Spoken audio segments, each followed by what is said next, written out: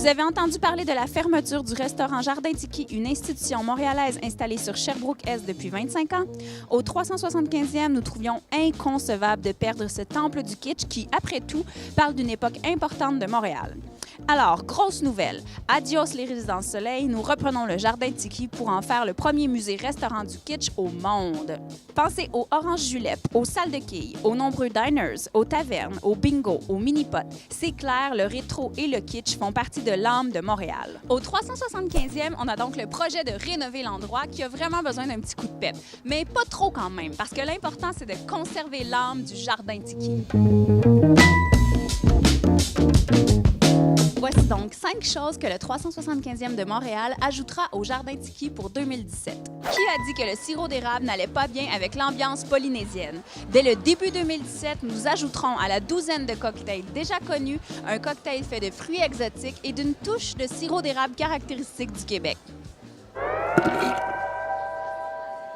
Vivre en ville peut parfois être stressant. Parce qu'on souhaite que tous les Montréalais soient bien dans leur peau, on va offrir ici, au 2e étage, un coin hamac où seront offerts des massages à moitié prix des coûts habituels. Au 375e, il nous apparaissait super important de conserver la formule buffet qui a fait fureur au Jardin Tiki. Mais, pour y apporter une touche plus montréalaise, on va ajouter une poutine hawaïenne. Une poutine traditionnelle à laquelle on va ajouter du jambon et des ananas. Pour faire un clin d'œil aux résidences Soleil qui devaient racheter le terrain pour en faire une nouvelle résidence, nous organiserons tous les mardis soirs des soirées bingo. Tous les profits seront réinvestis dans des résidences montréalaises. Allez, venez vous amuser dans un décor exotique. Parce que nous pensons que le kitsch fait partie du cœur de Montréal, nous offrirons dans ce coin un musée du kitsch qui rassemblera divers objets symboliques et authentiques de l'époque kitsch de la ville. Cela vous plongera à coup sûr dans une autre époque. Quelque chose à ajouter? Alors, avez-vous hâte à 2017? Nous, oui!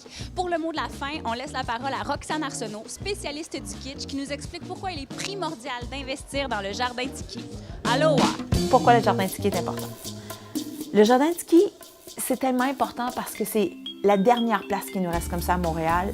C'est une des dernières places au Québec, peut-être une des dernières places au Canada. C'est considéré comme une Tiki Mecca par tous les tikophiles, tikiophiles, on pourrait dire peut-être.